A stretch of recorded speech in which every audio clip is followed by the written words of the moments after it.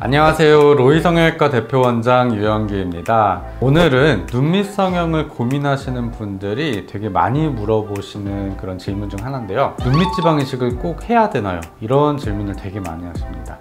그래서 눈밑 성형이나 지방 이식에 대한 고민이 있으시다면 상담하실 때도 설명하는 이런 유익한 정보들을 오늘 알려드릴 테니까 오늘 영상이 좀 도움이 되실 것 같습니다.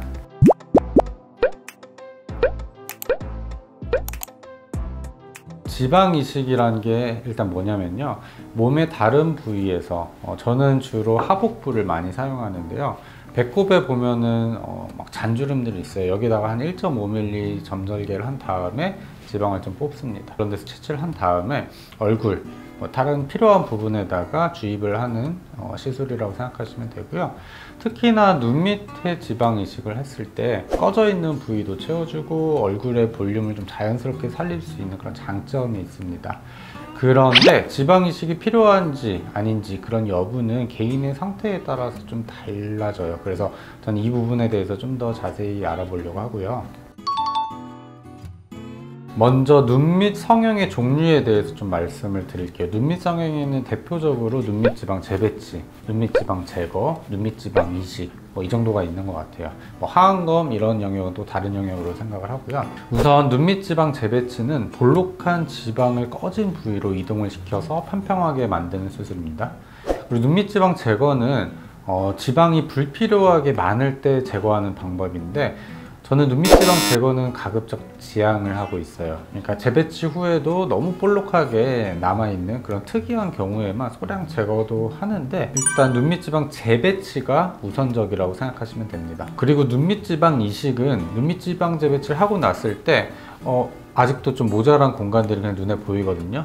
이때 필요한 사람들에 한해서 추가적으로 볼륨을 더 채우기 위해서, 너무 꺼져 있는 걸 더 평평하게 만들기 위해서 시행하는 시술이라고 보면 됩니다. 눈밑 지방 이식이 필요한 경우는 눈밑이 많이 꺼져 있는 경우가 일단 대표적이에요. 그래서 단순하게 눈 밑에 있는 지방을 재배치만 해서는 그 꺼진 부위를 모두 채우기 부족한 경우가 있거든요. 특히나 양쪽 지방량의 비대칭이 심한 경우에도 또 고려를 해볼 수가 있고요. 안구를 저 천장을 향하게 됐을 때 이 지방이 얼마나 튀어나와 있는지를 좀 더 보게 하셔요. 거기에 더불어 그 지방 밑에 패여 있는 공간은 또 얼마나 될지 그걸 되게 비교하기가 쉬워지거든요. 이때 뼈가 이 패여 있는 그런 정도에 비해서 지방이 너무 없는 경우에는 좀 추가적인 지방 이식이 큰 도움이 됩니다. 그래서 지방 이식이 필요한 경우는 좀 경험이 풍부한 전문가와 상의를 하시면 조금 더 정확하게 알 수 있을 것 같고요. 간혹 상담을 하다 보면 눈밑 지방 이식만 단독으로 할 수 있는지, 지방 재배치는 하기 싫어요, 눈밑 지방만 하고 싶어요, 이러신 분들도 있어요. 그런데 눈밑 지방 이식만 단독으로 진행할 수는 있어요. 그런데 이런 경우에도 좀 개인의 상태를 신중히 고려를 해야 돼요. 저는 개인적으로는 지방 이식만 단독으로 하는 거는 별로 좋아하진 않아요. 기본적으로 지방 이식만 할 때는 이런 데다 바늘구멍 똑 뚫어가지고 캐뉼라를 넣어요. 그래서 이제 반대편 손에 이제 감각에 의존을 하면서 지방을 주입을 막 해요. 근데 이게 블라인드로 넣는 시술이다 보니까 굉장히 부정확해요.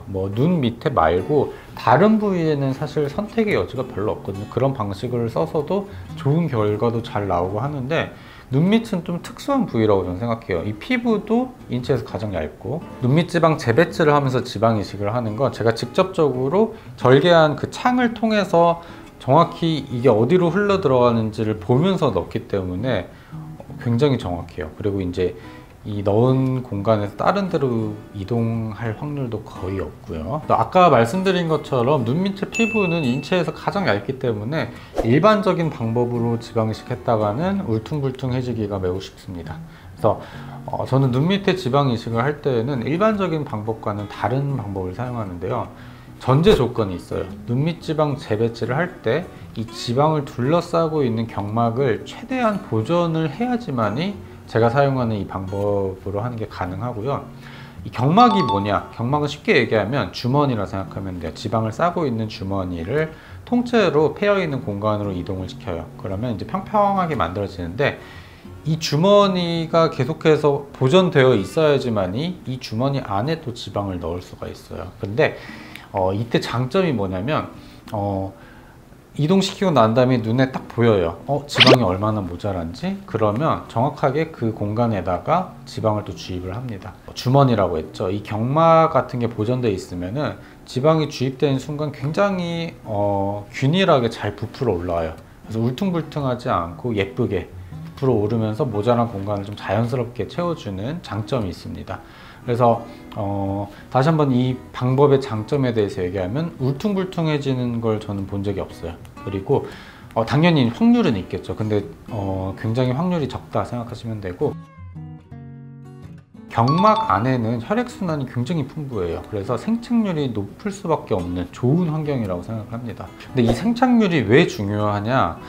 지방이식은 주입된 지방이 생착돼야지만이 그 지속적인 효과가 유지됩니다. 근데 생착률은 개인의 체질, 시술 방법, 사후 관리에 따라 굉장히 다르다고 보는데, 그렇기 때문에 적절한 수술할 때 기술도 중요하고 관리도 필수적입니다. 그런데 이 생착률을 높이는 요건 중에 하나가 뭐냐면 혈액순환이 풍부한지 아닌지예요. 당연히 혈액순환이 풍부해야지 영양분이 공급이 되고 필요없는 노폐물이 이게 이제 순환이 돼야지만이 당연히 생착하는 그 확률이 높아집니다. 간혹 그러시는 분들도 있어요. 눈밑 지방 이식은 시간이 지나면 다 흡수된다는데 맞나요? 이렇게 질문을 하시는데, 이게 절반은 맞고 저는 절반은 틀린 것 같아요. 시간이 지나면 다 흡수되는 건 아니고요. 일부는 생착이 되지 않아서 흡수가 될 수 있어요. 그런데 생착이 다 된 지방은 거의 전 반영구적이라고 생각해요. 정말 오랜 기간 유지가 될 수 있고, 오히려 생착이 잘 됐을 때 이게 마음에 안 들어, 지방을 빼고 싶어요. 지방 빼는 게 되게 어렵거든요. 그만큼 생착되고 났을 때는 이제 오랜 기간 유지된다, 알고 계시면 되겠습니다. 눈밑 지방 재배치는 꺼진 눈밑을 좀 개선을 하고 부드러운 인상을 만들어주는 그런 효과적인 수술이라고 생각합니다. 그런데 모든 분께 지방 이식이 꼭 필요한 건 아닙니다. 오늘 영상을 통해서 지방 이식이 왜 추천되는지, 나한테 필요한 선택인지 이런 것들이 조금이나마 이해가 되셨길 바라고요. 더 궁금한 점이 있으시다면 언제든지 댓글로 남겨주세요. 제가 성심성의껏 답변을 드리겠습니다. 오늘도 영상 시청해 주셔서 감사합니다.